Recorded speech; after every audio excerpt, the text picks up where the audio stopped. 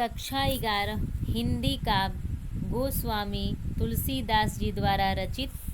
आज का हमारा शीर्षक है भरत महिमा। भरत महिमा में लगभग 3 पद पढ़ चुके थे। 3 पद में आपको दोहा और चौपाई मिला है, लेकिन चौथे पद में आपको छंद मिलेगा और सोरठा मिलेगा।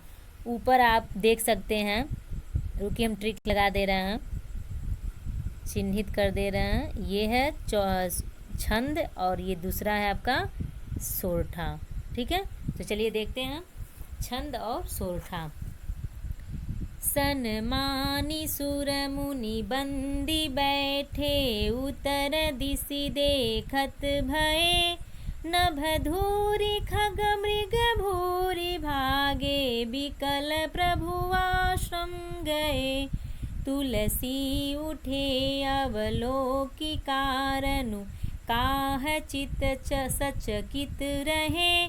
सब समाचार की रात कोल्हनी आई, तेहि अवसर कहे।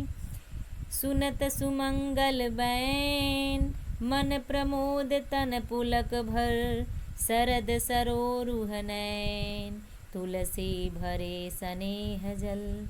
तुलसी भरे स्नेह जल। चलिए इसके हम प्रसंग को देखेंगे, फिर शब्द के अर्थ को, उसके बाद व्याख्या। सुर का अर्थ देवता, उत्तर दिशा का अर्थ होता है उत्तर दिशा। धूरि का अर्थ होता है धूल, भूरि का अर्थ होता है अत्यधिक, अवलोकि का अर्थ होता है देखकर, बैन का अर्थ होता है वचन, प्रमोद का अर्थ होता है आनंद, सरोरुह का अर्थ होता है कमल। ठीक है, तो अब तो इसमें कोई कठिन शब्द नहीं रह गया है। विकल का अर्थ होता है व्याकुल। चलिए, चित्त माने मन होता है। अब इसके प्रसंग में क्या लिखेंगे देख लीजिए। प्रस्तुत पंक्तियों में भरत के आगमन से वन्य जीव में मची व्याकुलता का सुंदर वर्णन किया गया है। इन पंक्तियों में भरत के आगमन से वन्य जीवन, यानी कि जो जंगल में जीवन यापन कर रहे थे जितने लोग, उन लोग में क्या है, व्याकुलता मची हुई है देखने के लिए।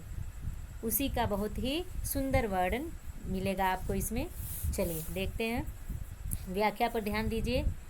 सनमानि सुर मुनि बंदी बैठे, उतर दिशि देखत भय।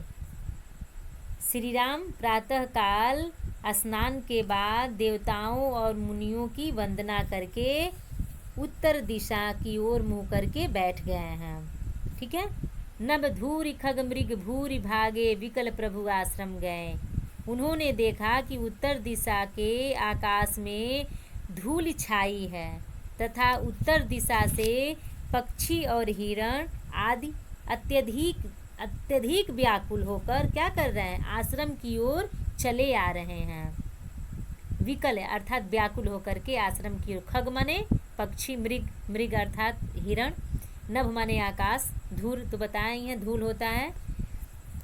तो इसमें कहा गया है कि उन्होंने, श्री राम ने देखा कि उत्तर दिशा के आकाश से क्या हो रहा है, धूल उड़ रहा है। यानी उत्तर दिशा में जब देख रहे हैं तो आकाश में चारों तरफ धूल दिखाई दे रहा है, और उसी उत्तर दिशा में ही, उत्तर दिशा से क्या हो रहा है, पक्षी, हिरण, पशु पक्षी आदि जितने भी जीव हैं वो अत्यधिक व्याकुल होकर प्रभु के आश्रम की ओर भागे चले आ रहे हैं। तुलसीदास जी आगे कहते हैं, यह सब देखकर प्रभु राम इसका कारण जानने के लिए क्या हो रहे हैं, सकचित रहें, अर्थात उनका जो मन है वो आश्चर्यचकित हो जा रहा है, वो घबरा जा रहे हैं। वह अपने स्थान से उठ खड़े हुए और उनका मन क्या हो रहा है, व्याकुल हो रहा है। ठीक है।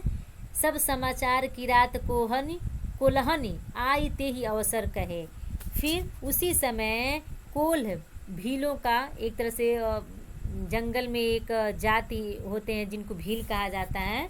तो यहाँ कहा गया है कि जो कोल्ह भीलों आदि ने क्या किया, समाचार दिया, और उस समाचार में क्या कह रहे हैं, भरत जी सेना सहित उनसे मिलने आ रहे हैं। यह समाचार किसे कौन दे रहा है? जो जंगल में रहने वाले भील हैं वह आकर श्री राम से कह रहे हैं। पूरे अर्थ के बार और देख लीजिए।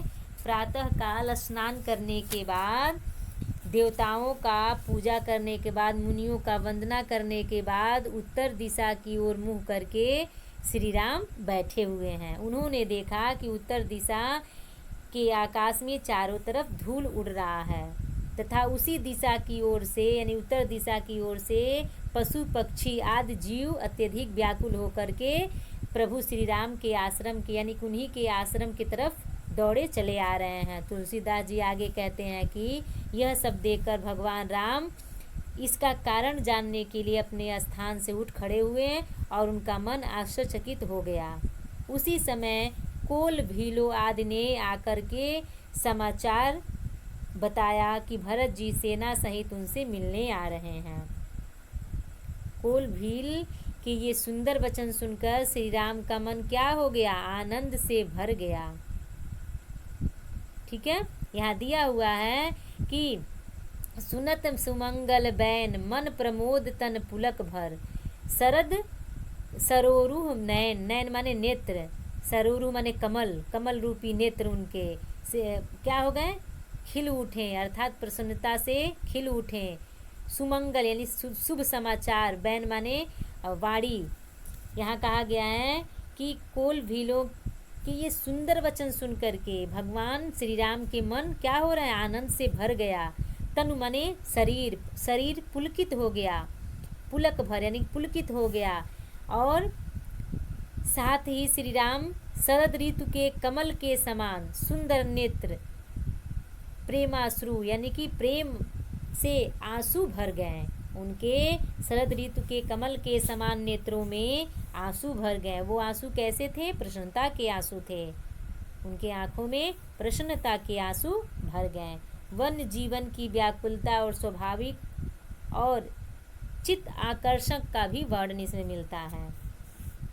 ठीक है, तो इसमें ये भी कह सकते हैं कि श्री राम के भातृ यानी कि भाई के प्रति जो प्रेम होता है उसका भी यहाँ पर बहुत ही अच्छे ढंग से विवेचन किया गया है, अर्थात अभिव्यक्ति प्रदान की गई है। चलिए आगे बढ़ते हैं।